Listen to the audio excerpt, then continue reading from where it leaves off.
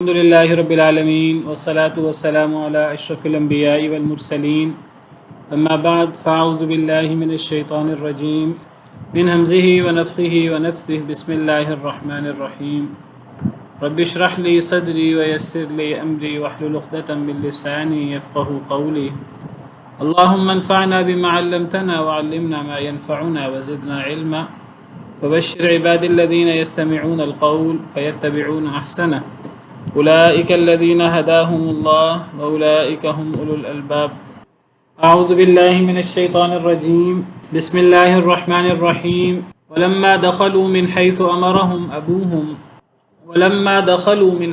أمرهم أبوهم ما كان يغني عنهم من الله من شيء إلا حاجة في نفس يعقوب قضاها اور جب وہ سب داخل ہوئے من حیث امرہم ابوہم وہاں سے جہاں سے حکم دیا تھا ان کو ان کے باپ نے.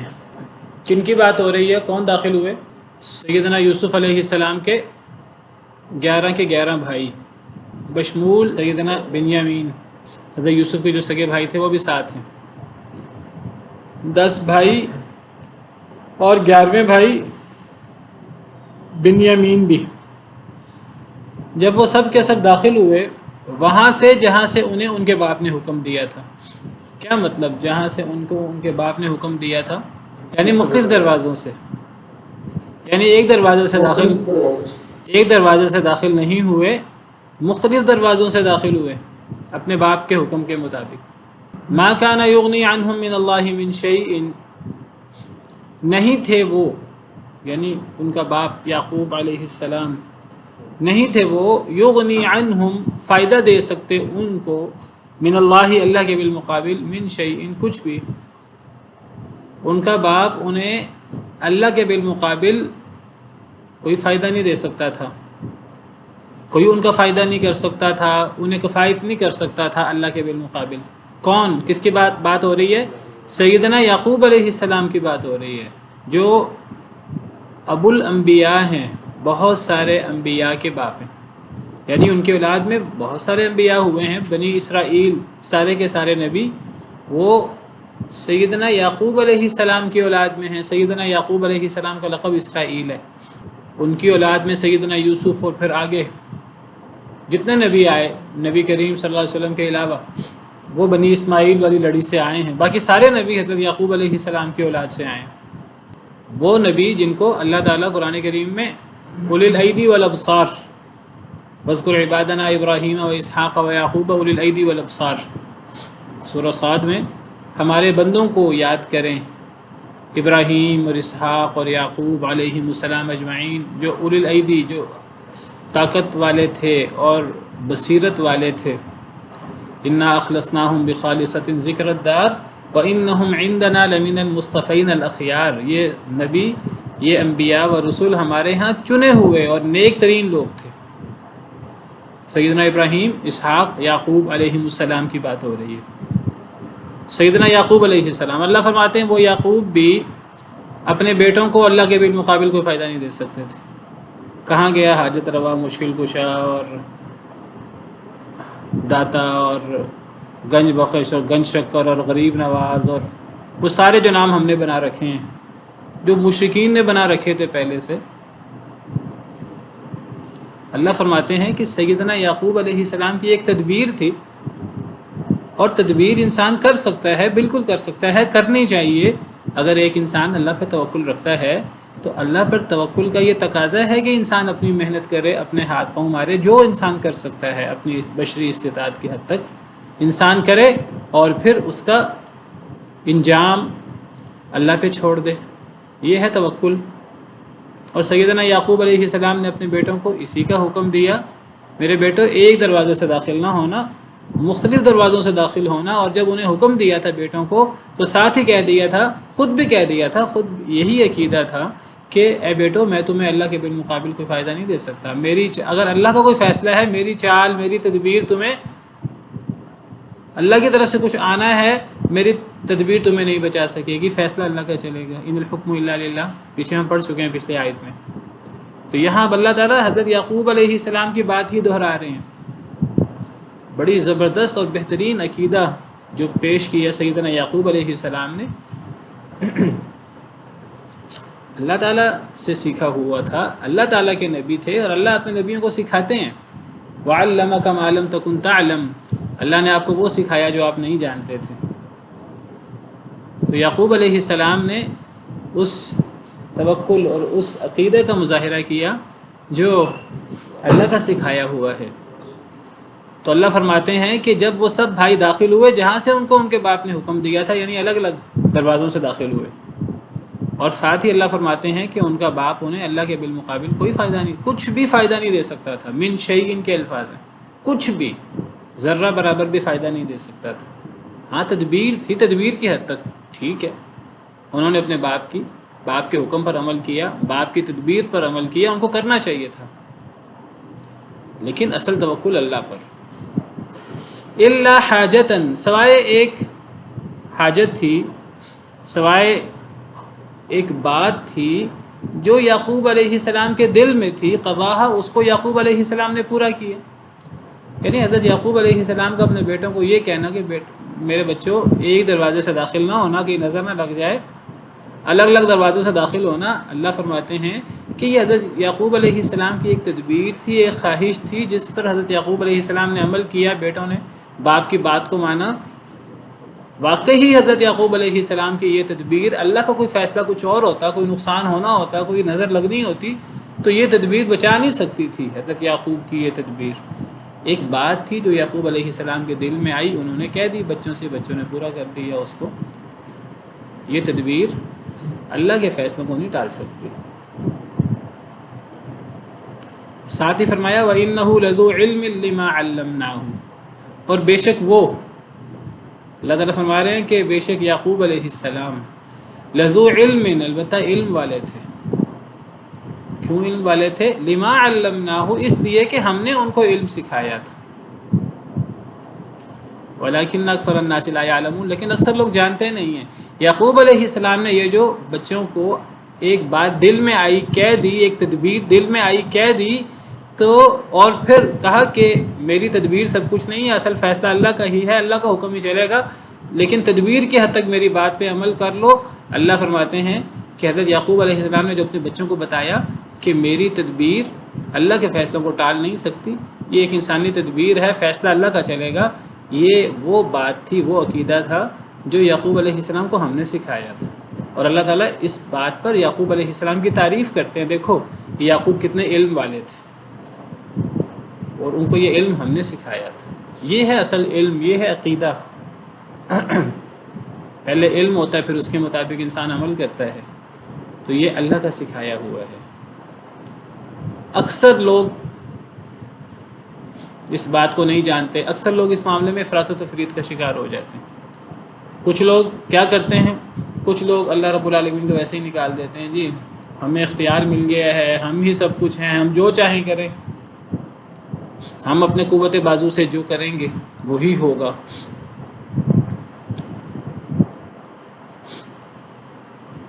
یہ مال میں نے اپنے علم سے کمایا ہے، اپنی محنت سے کمایا ہے، اپنی صلاحیتوں سے کمایا ہے، یہ اقتدار مجھے میرے زور بازو ملا ہے، میری محنتوں سے ملا ہے، میری تدبیروں سے ملا ہے۔ ایک طرف یہ انتہا ہے، اور دوسری طرف کچھ لوگ صوفی قسم کے اپنے آپ کو زیادہ نیک ثابت کرنے کے لیے وہ بات کہتے ہیں جو اللہ رب العالمین نے نہیں فرمائی۔ جی اللہ پہ توکل کا تقاضا یہ ہے کہ بس اللہ پہ ہر بات چھوڑ دو، آپ گھر بیٹھ کے اللہ اللہ کرتے رہیں، تسبیح کرتے رہیں، سب کچھ خود بخود ہی ہو جائے گا۔ خود بخود تو کچھ نہیں ہوگا۔ اگر سب کچھ گھر بیٹھ کے ہونا ہوتا تو انبیاء کرام علیہم السلام راتوں کو، دنوں کو، رب انی دعوت قومی لیلا و نہارا فلم یزدہم دعائی، میں نے اللہ رات بھی پکارا اپنی قوم کو، دن کو بھی پکارا۔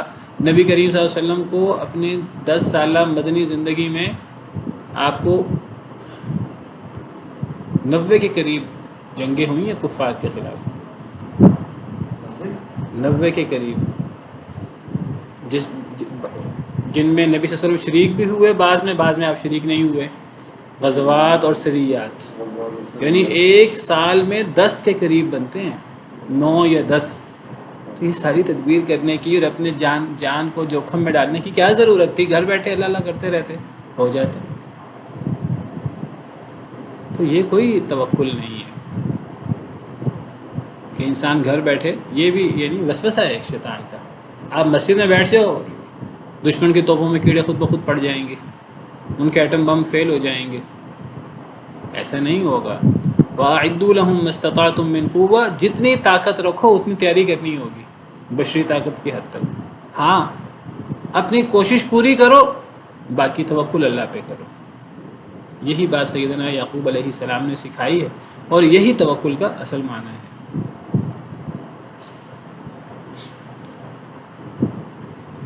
علامہ اقبال بھی کہتے ہیں کہ تیز رکھ خنجر اپنا اور پھر انجام اس کی تیزی کا مقدر کے حوالے کر. تقدیر کیا ہے کہ انسان اپنا اگر خنجر ہے، اگر نہیں ہے دشمن سے لڑنے کے لیے بڑے ہتھیار، تو انسان خنجر کو ہی تیز کر لے کم از کم. ہاں پھر اس کا انجام اللہ پہ چھوڑ دے. اپنی کاوش تو کرے، اپنی کوشش تو کرے. جنگ بدر میں اگر 2 گھوڑے تھے مسلمانوں کے پاس، 2 گھوڑے لے کے حاضر ہو گئے. اگر اسباب نہیں تھے، جتنے اسباب تھے کوشش کی ہے، اپنے آپ کو پیش کیے ہے، اور پھر اللہ کے سامنے ہاتھ اٹھائے ہیں.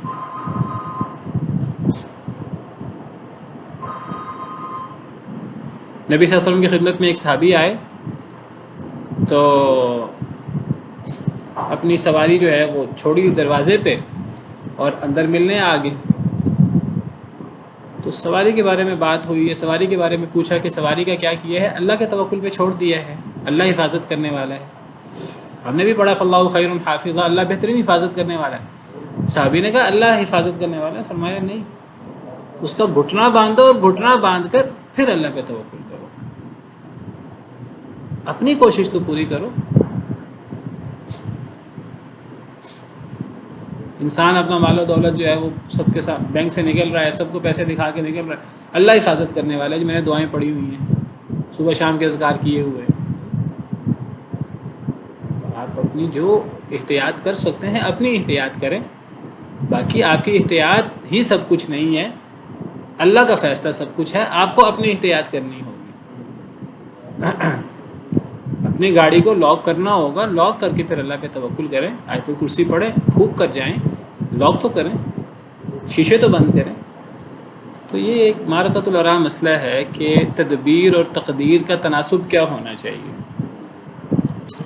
کچھ کہتے ہیں جی تدبیر 50% تدبیر ہونی چاہیے، انسان کی کوشش 50% اللہ پہ چھوڑ دینا چاہیے. کچھ کہتے ہیں نہیں، تدبیر زیادہ ہونی چاہیے، 70% 80%، 30% 20% تقدیر پہ چھوڑ دینا چاہیے. کوئی کہتے ہیں نہیں اللہ کا پہلو غالب ہے، تدبیر 10% 20% 30% انسان کر لے، 70 80% 90% اللہ پہ چھوڑ دے. میں کہتا ہوں کہ یہ جی 50% یہ 50% یہ 30%، آپ کے 100% تدبیر کریں اور 100% پھر اس کا انجام اللہ پہ چھوڑیں. اپنی ہمت طاقت پوری لگا دیں جو لگا سکتے ہیں. وَأَعِدُّوا لَهُم مَّا اسْتَطَعْتُم مِّن قُوَّةٍ، تم تیاری کرو جتنی تم طاقت رکھتے ہو. قوت کی، قوت سے مراد یہاں تیر اندازی اور نیزے تیار کرنا اور تیر تیار کرنا اس دور کے مطابق. نبی صلی اللہ علیہ وسلم نے فرمایا خبردار، اصل قوت پھینکنا ہے دور سے. آج کے دور کے مطابق میزائل، رائفلیں اور گنیں جو دور سے وار کرتے ہیں. اس دور میں نبی صلی اللہ علیہ وسلم نے قرآن کریم کی آیت کریمہ کی روشنی میں وَأَعِدُّوا لَهُم مَّا اسْتَطَعْتُم مِّن قُوَّةٍ، جتنی قوت رکھ سکتے ہو اتنی طاقت، اتنی کوشش کرو. اور نبی صلی اللہ علیہ وسلم نے قوت کی تشریح آپ نے اپنی زبان وحی سے آپ نے الا ان القوۃ الرمی فرما کر فرمایا پوری تیاری کرنی ہوگی. اب نبی کریم صلی اللہ علیہ وسلم کے گھر میں 2 مہینے چولہا تو نہیں جلتا تھا، صحیح بخاری وغیرہ کی احادیث کے مطابق سیدہ عائشہ راوی ہیں. لیکن جب آپ اللہ کے پاس تشریف لے گئے ہیں تو 9 تلواریں لٹک رہی تھیں آپ کے حجرے میں. سامان ہو نہ ہو کھانے پینے کا، لیکن اپنی تیاری جتنی آپ کر سکتے تھے وہ تیاری آپ نے کی، اور تدبیر جتنی آپ کر سکتے تھے تدبیر کرنے میں کوئی کسر نہیں چھوڑی. اور اپنی تدبیر پر کبھی بھی اعتماد نہیں کیا. اعتماد ہمیشہ 100% اللہ رب العالمین کے فیصلے پر، اللہ رب العالمین کے حکم پر کیا ہے. بعض لوگ اس کو مختلف انداز میں کی تدبیر کر کے جب اللہ پہ توکل تو کیا توکل نہیں یہی توکل ہے، یہی توکل ہے، ہمیں یہی سکھایا گیا۔ یہ آپ دیکھیں یہ سورہ یوسف میں یہ بات 3-4 دفعہ ہم نے پڑھی ہے۔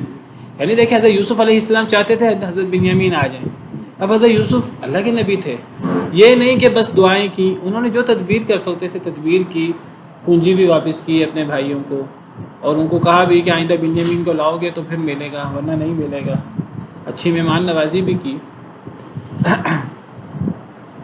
حضرت یعقوب علیہ السلام نے معاہدہ کیا پورا بیٹوں کے ساتھ، پھر اللہ پہ توکل کیا، اللہ علی ما نقول وکیل۔ اور یہ بات کتنی واضح ہے کہ بیٹوں سے کہا کہ ایک دروازے سے داخل نہ ہونا، نظر نہ لگ جائے، 11 بیٹے یعنی خوبصورت بھی خوبصیرت بھی اور نبیوں کے بیٹے، اور 11 بیٹے ہونا اللہ کی بہت بڑی نعمت ہے۔ اکٹھے نہ ہونا، جہاں لوگ زیادہ ہوں وہاں الگ الگ دروازے سے داخل ہونا، اور ساتھ ہی کہہ دیا کہ میری یہ تدبیر اللہ کا کوئی فیصلہ ہے، اس فیصلے کو نہیں ٹال سکتی۔ اب ہمارے ہاں دیکھیے، ہمارے ہاں کسی کو کوئی چیز ملتی ہے، کوئی نعمت ملتی ہے، وہ فیس بک پہ واٹس ایپ پہ اس کو اپڈیٹ کرتا ہے۔ آپ مجھے بتائیے اس آیت کریمہ کی روشنی میں حضرت یعقوب علیہ السلام فرما رہے ہیں کہ تم 11 بیٹے ہو، تو 11 بیٹے کی جس جگہ رش زیادہ ہو تو وہاں اکٹھے داخل نہ ہونا، لا تدخلوا من باب واحد، ایک دروازے سے داخل نہ ہو، الگ الگ دروازے سے داخل ہو۔ یعنی علیہ السلام یہ نہ ہو کہ لوگوں کو جو ہے وہ 11 بھائی نظر آئیں اور سب کے سب ماشاءاللہ صحت مند اور سب کے سب لمبے چوڑے خوبصورت، اور لوگوں کی نظر لگ جائے، اور ہم کوئی اچھی چیز ملی ہے اس کو فیس بک پہ اپڈیٹ کر دیا، اس کو واٹس ایپ پہ اسٹیٹس پہ لگا دیا، اور ہمیں نہیں پتہ، یعنی جس کی نظر نہیں لگنی اس کی بھی لگ جائے۔ پتہ نہیں کتنے حاسدین ہیں، پتہ نہیں کتنے مخالفین ہیں، اور میں آپ کو عرض کروں صرف حاسدین کی نظر نہیں لگتی، صرف مخالفین کی نظر نہیں لگتی، کئی دفعہ یعنی محبت کرنے والوں کی نظر بھی لگ جاتی ہے۔ اگر ماشاء اللہ نہ کہا جائے، اگر اللہ کی طرف اس کی نسبت نہ کی جائے، کوئی اچھی چیز دیکھیں تو ماشاء اللہ کہیں، کوئی آپ کو خوشخبری ملے تو آپ کہیں کہ یہ میرا کوئی کمال نہیں ہے۔ فلولا اذ دخلت جنتک قلت ما شاء اللہ لا قوۃ الا باللہ، سورہ کہف میں ہم نے وہ ایک امیر آدمی اور ایک مسلمان، اس کا قصہ پڑھا ہے 2 لوگوں کا۔ تو وہ امیر آدمی نے بڑی فخر کی باتیں کی اور میرے پاس بڑا مال ہے، یہ ہے وہ ہے، تو وہ مومن کہنے لگا اس سے کہ جب تو اپنے باغ میں داخل ہوتا ہے تو اپنے باغ میں داخل ہو کر یہ کیوں نہیں کہتا ما شاء اللہ لا قوۃ الا باللہ، جو اللہ چاہے، کوئی قوت نہیں ہے مگر اللہ کے ساتھ۔ انسان کوئی اچھا کام کرے، انسان کسی مصیبت سے بچے، لا حول ولا قوت الا باللہ کہے، کوئی اچھا کام کرنے کی طاقت، برائی سے بچنے کی طاقت اللہ کی توفیق سے ہوتی ہے، میرا کوئی ذاتی کمال نہیں ہے۔ کوئی نقصان ہو جائے قدر اللہ ما شاء فعل، کوئی نعمت مل جائے ما شاء اللہ لا قوت الا باللہ۔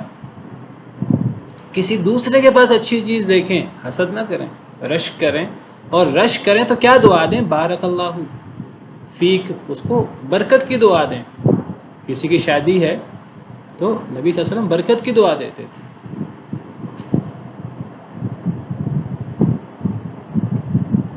کہ ٹھیک ہے کہ انسان اللہ کی نعمت استعمال کرے اور اللہ کی نعمت کے اثرات انسان پر نظر آنے چاہیے، لیکن یہ نظر اور ان چیزوں سے بچنا چاہیے۔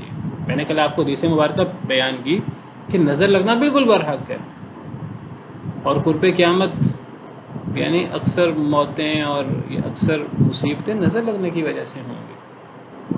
مخالف کی تو لگتی ہی لگتی ہے، حاسد کی تو لگتی ہی لگتی ہے، بعض دفعہ اپنے کی بھی لگ جاتی ہے، ماں باپ کی نظر لگ جاتی ہے بچوں کو، اگر ماشاء اللہ نہ کہیں، اگر بارک اللہ نہ کہیں۔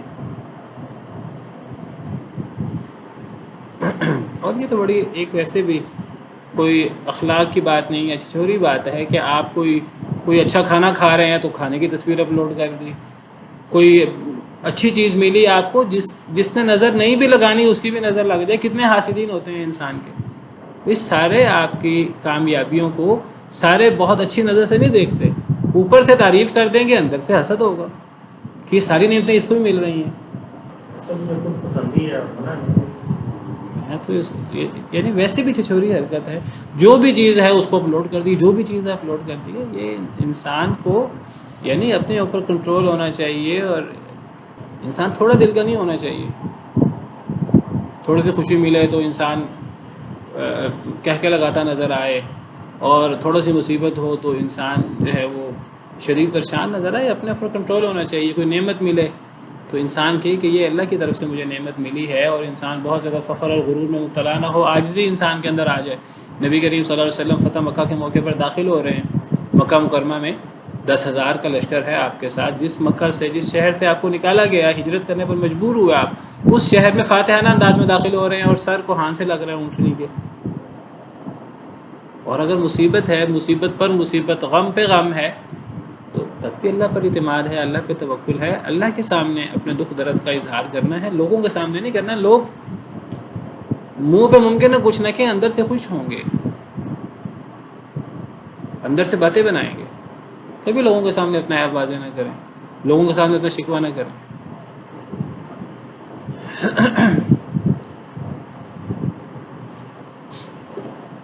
یہ بہت زبردست اصول ہے جو ہمیں یہاں سے ملتا ہے. اس اصول کو ذہن میں رکھیے, تدبیر مکمل کیجئے, جو تدبیر آپ کے ذہن میں آتی ہے وہ کریں, اور شریعت کی حدود میں رہ کر, اور پھر 100% اللہ رب العالمین پر اعتماد کریں. اور یہ سمجھیں کہ اکثر لوگ یہ کام نہیں کرتے, ولیکن اکثر الناس لا یعلمون. اکثر مسلمان بھی آج اس طریقے کار کو نہیں اپناتے.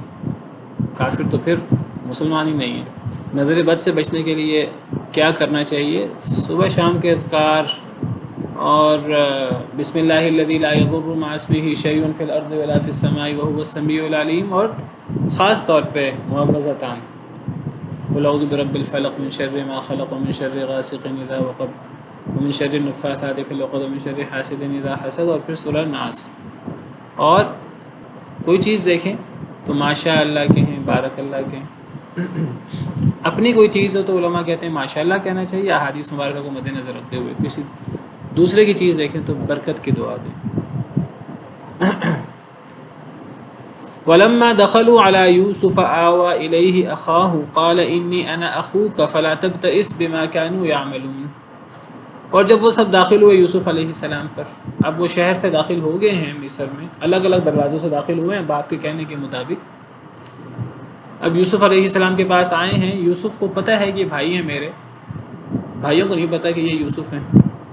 بنیامین کو بھی نہیں پتہ, اور باقی 11 بھائیوں کو بھی نہیں پتہ. اب سب کے سب داخل ہوئے یوسف علیہ السلام پر غلہ لینے کے لیے. آوا الیہ اخاہ, پناہ دی اپنی طرف اپنے بھائی کو. حضرت یوسف علیہ السلام نے بھائی کو الگ کر کے بنیامین کو, اخاہ سے مراد سگا بھائی ہے, بنیامین ماں باپ شریک, ان کو اپنی طرف پناہ دی, ان سے الگ بات کی, پناہ دے کر انہیں حقیقت بتا دی. قال انی انا اخوک, فرمایا یوسف علیہ السلام نے, بے شک میں تیرا بھائی ہوں. فلا تبتئس بما كانوا يعملون, بس تو دل برا نہ کرنا اس پر جو یہ لوگ کریں. اب حضرت یوسف علیہ السلام کوئی تدبیر کرنا چاہتے تھے, جس طریقے سے سیدنا بنیامین کو روکیں اپنے پاس. کہا کہ یہ میرے کرندے کچھ معاملات کریں گے, ممکن ہے تم آپ پر الزام بھی لگے, اور تو آپ نے دل برا نہیں کرنا, یہ میری ایک تدبیر ہے آپ کو اپنے پاس رکھنے کے لیے. بتا دیا کہ میں آپ کا بھائی ہوں, میں یوسف ہوں, اور اللہ نے مجھے مصر کا بادشاہ بنایا ہے, میں آپ کو اپنے پاس رکھنا چاہتا ہوں. تو بھائی کو اعتماد میں لیا.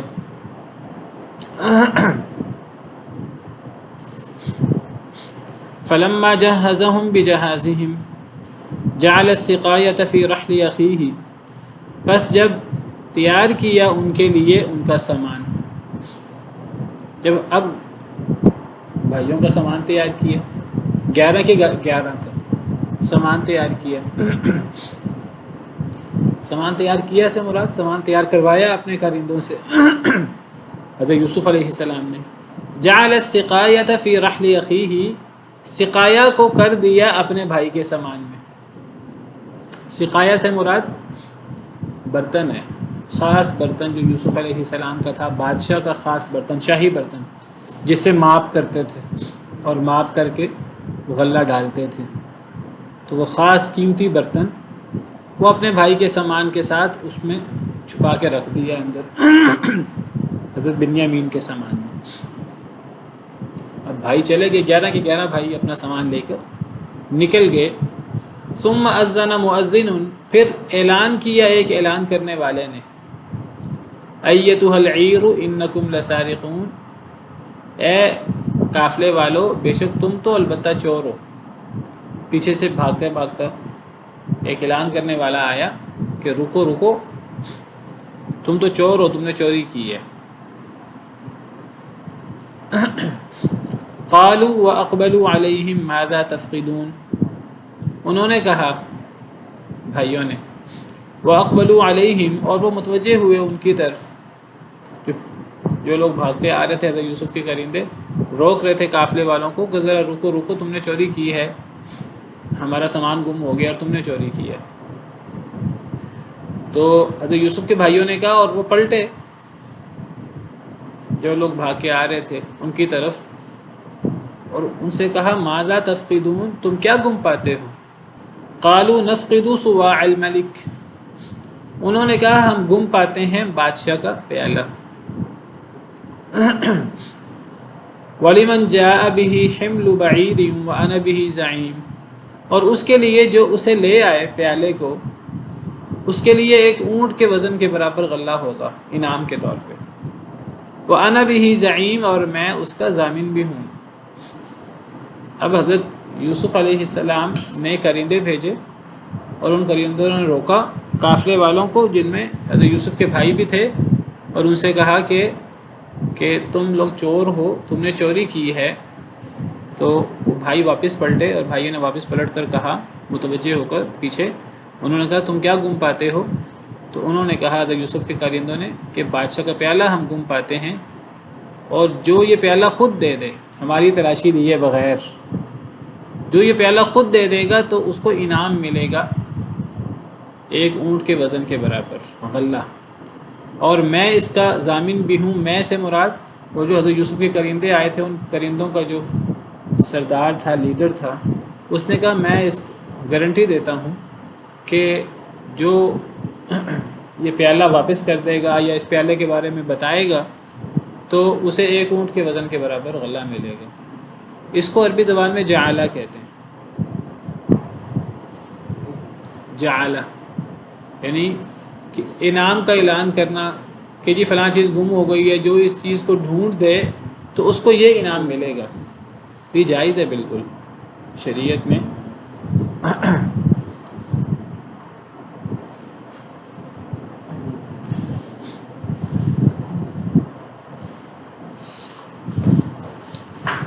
قالوا تاللہ لقد علمتم ما جئنا لنفسد فی الارض وما كنا سارقین، انہوں نے کہا حضرت یوسف کے بھائیوں نے، تاللہ اللہ کی قسم، اللہ کی قسم کے لیے واللہ بھی آتا ہے اور تاللہ بھی آتا ہے، بس واللہ واو یہ لفظ جلالہ کے ساتھ بھی آ جاتا ہے اور چیزوں کے ساتھ بھی آ جاتا ہے۔ تو میں بتا رہا تھا تاللہ یہ تا قسم کے لیے ہے، تاللہ میں اور واللہ میں کیا فرق ہے؟ واو بھی قسم کے لیے آتی ہے اور تا بھی قسم کے لیے آتی ہے۔ واو یہ لفظ جلالہ کے ساتھ بھی آ جاتی ہے واللہ، اور یہ لفظ جلالہ کے علاوہ اور چیزوں کی قسم اٹھانے کے لیے بھی واو آ جاتی ہے، جیسے والشمس والقمر واللیل ورب الکعبہ والعصر۔ لیکن جو تا ہے یہ صرف لفظ جلالہ کے ساتھ آتی ہے، تاللہ، تالشمسی، تالقمری وغیرہ نہیں کہا جا سکتا۔ تو یہ تا قسمیہ ہے، حروف جارہ میں سے ہے۔ تو انہوں نے کہا بھائیوں نے، اللہ کی قسم، لقد علمتم، البتہ تحقیق تم جانتے ہو، ما جئنا لنفسد فی الارض، ہم یہاں زمین میں فساد کرنے نہیں آئے، وما كنا سارقین، اور ہم چور بھی نہیں ہیں۔ پتہ لگا چوری بہت بڑا فساد ہے، چوری اللہ کی بہت بڑی ناراضگی ہے اور بہت بڑا فساد ہے، اس لیے کہ جس علاقوں میں چوری ہوتی ہے تو وہاں لوگوں کے جان مال محفوظ نہیں ہوتے، لوگ ہر وقت ٹینشن میں ہوتے ہیں۔ اور کتنی بڑی زیادتی ہے کہ کسی نے مال کمایا ہے محنت سے تو اس کا مال چوری کر کے لے لیا جائے اس کی اجازت کے بغیر۔ تو یہ بہت گھنونا عمل ہے اور بہت بڑا فساد ہے۔ تو بھائیوں نے کہا، برادران یوسف نے، کہ اللہ کی قسم ہم نے چوری نہیں کی، اور ساتھ ہی کہا تمہیں بھی معلوم ہے ہم چوری کرنے نہیں آئے، ہم تو یہاں اتنی دور سے غلہ لینے آئے ہیں۔ البتہ تحقیق تم جانتے ہو کہ ہم فساد کرنے نہیں آئے اور ہم چور بھی نہیں ہیں۔ قالوا فما جزاؤہ ان کنتم کاذبین، انہوں نے کہا، حضرت یوسف کے کارندوں نے، فما جزاؤہ، پس کیا ہے تمہارا بدلہ، تمہاری سزا کیا ہے، ان کنتم کاذبین، اگر تم جھوٹے ہوئے تو۔ ہم نے اعلان بھی کیا ہے جو خود دے دے بادشاہ کا پیالہ تو ہم اس کی پکڑ نہیں کریں گے بلکہ اس کو انعام دیں گے، 1 اونٹ کے برابر ہم غلہ دیں گے۔ آپ وہ بات بھی پوری نہیں کر رہے، سامان آپ کے، وہ غلہ، وہ چوری شدہ مال آپ کے پاس ہی ہے، اگر وہ آپ کے پاس سے نکل آیا تو تمہاری کیا سزا ہے؟ قالوا جزاؤہ من وجد فی رحلہ فہو جزاؤہ،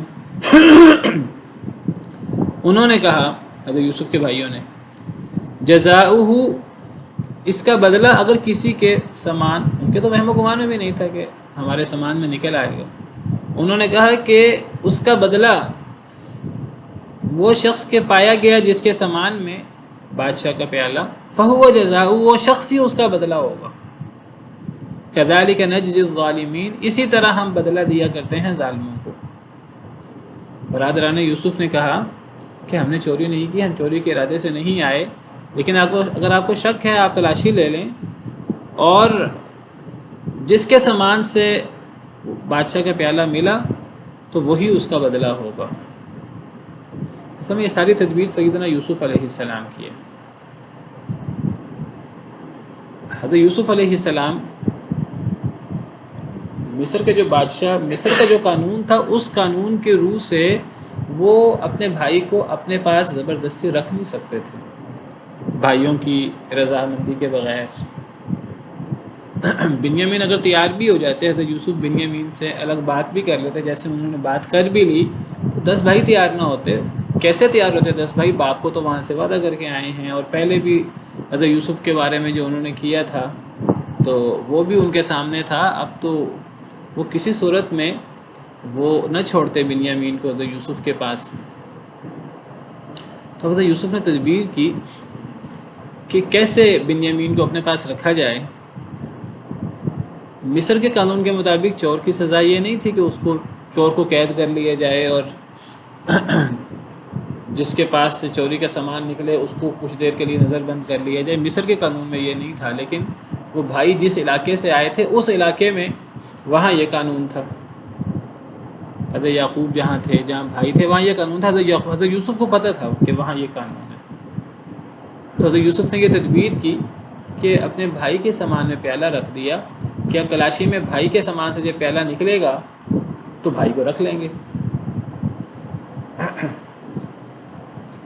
تو خود نہیں کہا کارندوں نے کہ جس کے سامان سے پیالہ نکلا تو ہم مصر کے قانون کے مطابق جو سزا ہے وہ سزا دیں گے۔ انہوں نے کہا تم بتاؤ کہ اگر تمہارے سامان سے پیالہ نکلا تو تمہاری کیا سزا ہوگی؟ تو ان کو تو وہم و گمان میں بھی نہیں تھا ہمارے سامان میں پیالہ ہے۔ تو وہ کہنے لگے جس کے سامان سے نکل گیا تو ہمارے ہاں تو قانون یہ ہے کہ وہ شخص نظر بند ہو جاتا ہے، جس کے سامان سے پیالہ نکلا اس کو تم قید کر لینا، اپنے پاس رکھ لینا، ہمیں کوئی اعتراض نہیں ہے۔ تو انہوں نے کہا کہ جس کے سامان سے پیالہ نکلا وہی شخص ہی اس کا بدلہ ہے، ہم اسی طرح اپنے علاقے میں ظالموں کو ہم اسی طرح سزا دیا کرتے ہیں۔ فبدأ بأوعيتهم قبل وعاء أخيه، پس شروع کیا ان کے سامانوں کے ساتھ دیگر بھائیوں کے سامان کی تلاشی لینا شروع کی۔ قبل وعاء أخيه، اپنے بھائی کے سامان کی تلاشی سے پہلے۔ اب یہ سب لوگ حضرت یوسف کے پاس آگے ہیں واپس، اور حضرت یوسف کے سامنے یہ سارا معاملہ ہو رہا ہے۔ یہ 11 کے 11 بھائی، قافلے والے بھی ساتھ ہیں شاید، جس قافلے کے ساتھ یہ بھائی آئے تھے۔ تو اب حضرت یوسف نے جب تلاشی لینا شروع کی، پرندوں سے کہا تلاشی لو، تو کہا پہلے 10 کے 10 بھائیوں کی تلاشی لو، بنیامین کے سب سے آخر میں لینا۔ یہ بھی ایک تدبیر کا حصہ ہے. اگر شروع ہی بنیامین کے سامان سے کرتے تو کوئی اندازہ ہو جاتا یہ کوئی پری پلانڈ ہے. تھا تو پری پلانڈ. تو یہ بھی ایک طریقہ کار ہے. اور میں نے اس کی طرف اشارہ کیا آپ کو جب حضرت یوسف اور زلیخا والا معاملہ ہوا اور حضرت یوسف پر الزام لگا، اب وہ زلیخا کے خاندان کے ایک بندے نے گواہی دی. اب وہ زلیخا کے خاندان کا بندہ تھا. وشهد شاهد من أهلها إن كان قميصه قد من قبل فكذبت وهو من الصادقين فصدقت وهو من الكاذبين. تو وہ زلیخا کے خاندان کے ایک بندے نے گواہی دی. اب معاملہ ایسا تھا کہ ایک عورت اور ایک مرد کا معاملہ ہے، اور مرد بھی ایسا جو یعنی اس کا سٹیٹس وہ نہیں ہے جو آزاد لوگوں کا ہوتا ہے. تو اب حضرت یوسف کے حق میں بات کرنا مشکل تھا. اس کو سمجھ آ گئی تھی حضرت یوسف حق پر ہیں، زلیخا غلط ہے.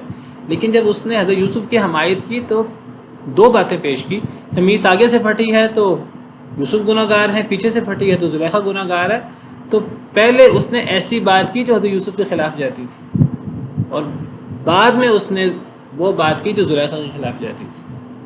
پہلے اس نے کہا قمیص آگے سے پھٹی ہے تو یوسف جھوٹے ہیں اور زلیخا سچی ہے. اور اگر قمیص پیچھے سے پھٹی ہے تو پھر زلیخا جھوٹی ہے، یوسف سچے. اور قمیص سے پیچھے سے پھٹی تھی وہ تو اس نے پہلے ہی دیکھ لیا تھا. تو یہ ایک طریقہ کار ہے بات کرنے کا. اگر وہ ڈائریکٹ زلیخا کے خلاف بات کرتا، حضرت یوسف کے حمایت میں بات کرتا، تو کہنے والے کہہ دیتے کہ تم تو پہلے سے ہی زلیخا کے خلاف، تمہارا اور اس کا کوئی آپس کا اختلاف ہے، پہلے تم ویسے ہی اس کے خلاف چلنا چاہتے تھے. تو یہ تدبیر کا حصہ ہے باقاعدہ. تو پہلے 10 کے 10 بھائیوں کے سامان کی تلاشی لی. فبدأ بأوعيتهم قبل وعاء أخيه، پس شروع کیا ان کے سامان کے ساتھ اپنے بھائی کے سامان کی تلاشی سے پہلے 10 کے 10 بھائیوں کے سامان کی تلاشی لی. ثم استخرجها من وعاء أخيه، پھر نکال لیا اس کو، پیالے کو، اپنے بھائی کے سامان سے. تو سیدنا یوسف علیہ السلام نے بھائیوں کے سامان کی تلاشی لی اور پھر بنیامین کے سامان سے وہ پیالہ نکال لیا. كذلك كدنا ليوسف، اسی طرح ہم نے چال چلی یوسف کے لیے. اللہ فرما رہے ہیں، اللہ کہتے ہیں یہ ہم نے چال چلی تھی حضرت یوسف کے لیے. یہ تدبیر ہم نے یوسف کو سجھائی کہ اس تدبیر سے یوسف علیہ السلام بنیامین کو اپنے پاس رکھ سکتے تھے. اب دیکھیے یہ ایک ہیلا، ایک تدبیر، ایک چال بازی نظر آ رہی ہے. تو ہیلا، کوئی ایسا ہیلا اختیار کرنا جس میں تدبیر کسی صورت نظر آئے، یہ جائز ہوتی ہے اگر مقصد نیک ہو. تو اگر مقصد غلط ہو تو ہیلا جائز نہیں ہوتا. اب ہیلا تو اصحاب السبت نے بھی کیا تھا. جب ان کو ہفتے کے دن مچھلیاں پکڑنے سے منع کیا گیا تو انہوں نے کیا کیا؟ انہوں نے بھی ہیلا کیا. انہوں نے بھی ایک تدبیر کی کہ انہوں نے وہ تالاب سے رستے نکال لیے. تو ہفتے کے دن مچھلیاں زیادہ آتی تھیں، باقی دنوں میں زیادہ نہیں آتی تھیں. تو ہفتے کے دن جب مچھلیاں زیادہ آتی تو وہ انہوں نے وہ بنا لیے، وہ کھول دیتے تھے رستے. تو مچھلیاں جو ہے وہ سائڈ کے تالابوں میں آ جاتی، واپس نہ جا سکتی. وہ اتوار اور باقی دنوں میں ان کو شکار کر لیتے. وہ ہیلا تھا ان کا. اور وہ جو اصل مقصد تھا کہ ہفتے کے دن عبادت کریں، ہفتے کے دن تجارت نہ کریں، اس مقصد کے خلاف تھا. حضرت یوسف علیہ السلام نے بھی یہاں ہیلا کیا ہے، اور اللہ تعالیٰ اس کی نسبت اپنی طرف کر رہے ہیں کہ ہم نے یوسف علیہ السلام کے لیے یہ چال چلی، ہم نے یوسف علیہ السلام کو یہ تدبیر سکھائی، یہ ہیلا. تو ہیلا جائز ہوتا ہے، تدبیر جائز ہوتی ہے اگر مقصد غلط نہ ہو. اب حضرت یوسف علیہ السلام سے زیادتی ہوئی تھی اور بھائیوں نے بڑا برا معاملہ کیا تھا ان کے ساتھ، اور بھائی بنیامین کے ساتھ بھی برا کرتے تھے. حضرت یوسف علیہ السلام بھائیوں کو سبق دینا چاہتے تھے، یہ جو بھی چاہتے تھے، حضرت یوسف کا مقصد نہیں تھا. اب وہ اپنے بھائی بنیامین کو روکنا چاہتے تھے. بنیامین کے ساتھ زیادتی ہو رہی تھی. حضرت یوسف نے بنیامین کو پہلے ہی بتا دیا کہ تمہارے ساتھ کوئی معاملہ برا ہو تو دل برا نہ کرنا، میرا مقصد کچھ اور ہے. بنیامین کو تو پہلے اعتماد میں لے لیا. اب بھائیوں کے ساتھ، اب بھائیوں کو بھی مشکل پیش آ رہی تھی، بھائیوں کو مشکل پیش آنی تھی جو انہوں نے یوسف علیہ السلام کے ساتھ کیا تھا. تو اتنی تو سزا ان کو ملنی چاہیے تھی. بہرحال حضرت یوسف علیہ السلام بنیامین کو روکنا چاہتے تھے، اور وہ روکنے میں حق بھی جانب تھے. انہوں نے اس روکنے کے لیے ہیلا کیا، ایک تدبیر کی. تو جائز ہیلا اختیار کیا جا سکتا ہے، ناجائز ہیلا اختیار نہیں کیا جا سکتا۔ اور جائز ناجائز کا فرق کیسے ہوگا؟ جو احقاق حق کے لیے ہو، حق ایک چیز حق حاصل کرنے کے لیے ہو، باطل کو حق بنانے کے لیے نہ ہو، حق کو باطل بنانے کے لیے نہ ہو، تو ایسا ہیلا جائز ہوتا ہے۔ ایک بندہ اپنے آپ کو زکوٰۃ سے بچانے کے لیے، ہمارے ہاں ہیلے کیے جاتے ہیں زکوٰۃ سے بچانے کے لیے، کیا کرتے ہیں کہ جی زکوٰۃ تو 1 سال بعد پڑنی ہے، اگر کسی کے پاس کوئی ایسی رقم ہے، سونا ہے، چاندی ہے، جس پہ 1 سال کے بعد زکوٰۃ پڑتی ہے، کچھ لوگ کیا کرتے ہیں، وہ 1 سال پورا ہونے سے پہلے وہ اپنے کسی بیٹے کو، اپنے کسی رشتہ دار کو کہتے ہیں کہ میں اپنی بیوی کو کہتے ہیں کہ میں نے یہ آپ کو ہبہ کیا، سال تو پورا ہوا نہیں، ابھی تو 11 مہینے 20 دن ہوئے ہیں، ابھی تو پورے 12 مہینے نہیں ہوئے، تو 11 مہینے 20 دن مال میرے پاس رہا، زکوٰۃ پڑتی تھی، میں نے 10 دن پہلے وہ بیگم کو ہبہ کر دیا، بیگم سے کہا کہ مجھے ہبہ کر دینا واپس 10 دن بعد۔ یہ ہیلا ہے جو حق کو باطل کرنے کے لیے ہے، باطل کو حق بنانے کے لیے یا حق کو باطل بنانے کے لیے، یہ یہودیوں والا ہیلا ہے، یہ جائز نہیں۔ ایسا ہیلا جو حق رہے اور باطل باطل رہے، مقصد نیک ہو، وہ ہیلا جائز ہے۔ جس طرح حضرت ایوب علیہ السلام کے بارے میں اللہ نے حضرت ایوب علیہ السلام کو بھی یہ طریقہ سکھایا۔ حضرت ایوب علیہ السلام بیمار تھے اور چڑچڑے ہوئے تھے، بیوی سب لوگ ساتھ چھوڑ گئے، رشتہ دار بھی اور بیویاں بھی، اور ایک بیوی خدمت کرنے کے لیے ساتھ تھی اور بڑی قربانی دی اس نے۔ اب بیماری کے اندر انسان بے چین بھی ہو جاتا ہے، اور تو بیوی سے کوئی ایسا معاملہ ہو گیا، کوئی ایسی بات نکل گئی منہ سے کہ ایوب علیہ السلام کو غصہ آیا، کہا مجھے اللہ نے صحت دی تو 100 کوڑے لگاؤں گا۔ بہرحال انسان تھے تو بات منہ سے نکل گئی، بعد میں احساس ہوا، اللہ نے صحت دے دی کہ بیوی کا قصور تو اتنا تھا نہیں، اور 100 کوڑے تو بڑی چیز ہے، تو اللہ نے تدبیر سکھائی۔ اللہ نے فرمایا وَخُذْ بِيَدِكَ ضِغْثًا فَاضْرِب بِهِ وَلَا تَحْنَثْ، ایک گٹھا لے لو اور گٹھا ایک دفعہ مار دو، تو آپ قسم بھی نہ توڑیں، قسم کی بہت اہمیت ہوتی ہے، قسم کو پورا کرنا ہے، اس انداز سے قسم پوری کر لیں۔ تو مقصد نیک ہے تو مقصد نیک کے لیے ہیلا جائز ہوتا ہے، مقصد غلط ہو تو ہیلا بدترین جرم ہے، اور یہود کو اس کی وجہ سے بدترین سزا ملی۔ فرمایا کہ کذالک کدنا لیوسف، اسی طرح ہم نے چال چلی یوسف کے لیے، کدنا کاد یکید قید سے ہے۔ اللہ فرماتے ہیں ہم نے چال چلی یوسف کے لیے، یوسف کو یہ طریقہ ہم نے سجھایا۔ ما کان لیأخذ اخاہ فی دین الملک الا ان یشاء اللہ، وہ اپنے بھائی کو بادشاہ کے قانون کے مطابق نہیں لے سکتے تھے، الا ان یشاء اللہ، مگر یہ کہ اللہ چاہے۔ بادشاہ کے ہاں جو قانون تھا مصر کا، وہاں یہ قانون نہیں تھا کہ چور کو قید کر لیا جائے، وہاں کوئی چوری کی سزا ہوتی تھی، کوئی کوڑے لگا دیے جائیں یا کوئی بھی سزا تھی، وہ چور کو قید کرنا سزا نہیں تھی۔ یہ سزا حضرت یعقوب علیہ السلام کی شریعت میں، اور جہاں وہ حضرت یعقوب اور بھائی رہتے تھے، وہاں چور کی سزا وہ چور کو قید کرنا تھا۔ تو حضرت یوسف علیہ السلام کے کرندوں نے یہ بات ان کے منہ سے نکلوائی کہ اگر سامان آپ کے پاس سے نکل گیا تو کیا سزا ہوگی، انہوں نے خود کہا کہ وہ بندہ ہی سزا ہوگا، ہمارے قانون میں تو یہی ہے۔ تو اس تدبیر سے حضرت بنیامین کو حضرت یوسف نے رکھ لیا، ورنہ بادشاہ کے قانون کے مطابق، دین الملک، دین یہاں قانون کے معنی میں ہے، یہاں دین سے مراد وہ دین اسلام اور وہ نہیں ہے، یہاں دین سے مراد ایک طریقہ لگا بندہ، ایک قانون۔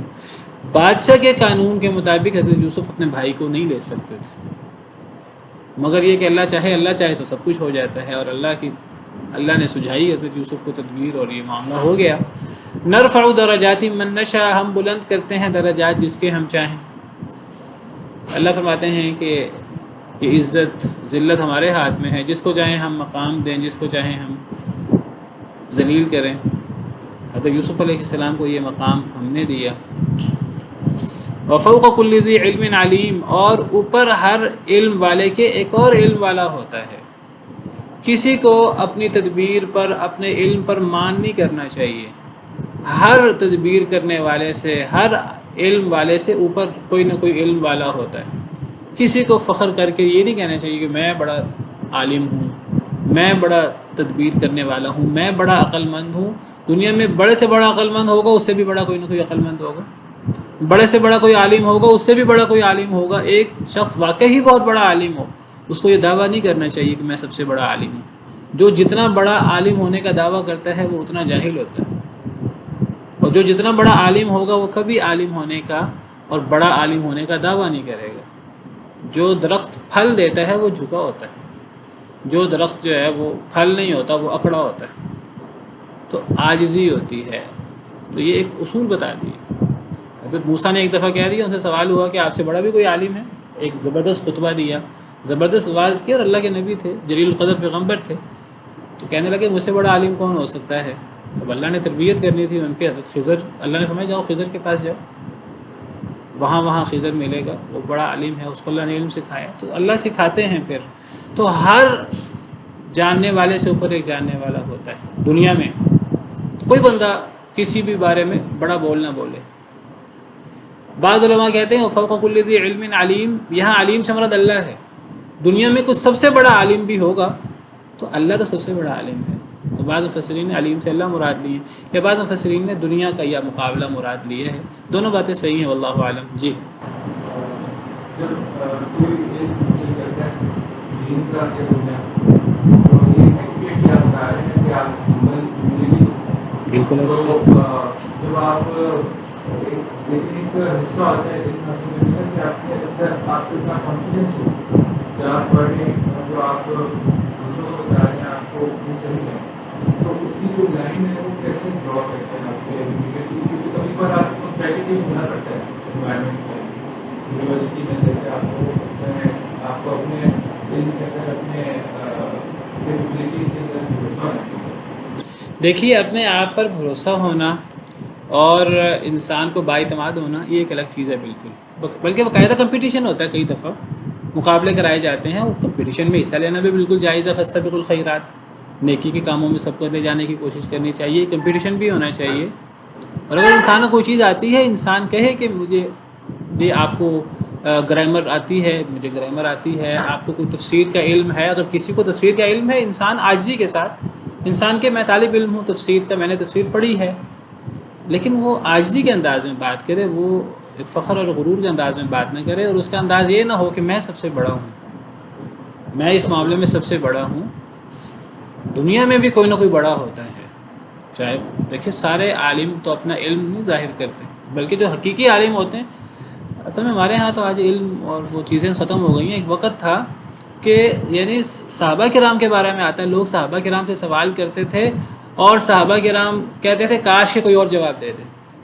یعنی اگر 5 لوگ بیٹھے ہیں، 10 لوگ بیٹھے ہیں، کوئی سوال کرنے والا آیا، ہمارے ہاں کیا ہوتا ہے کہ ہر بندے کا دل ہوتا ہے میں جواب دوں۔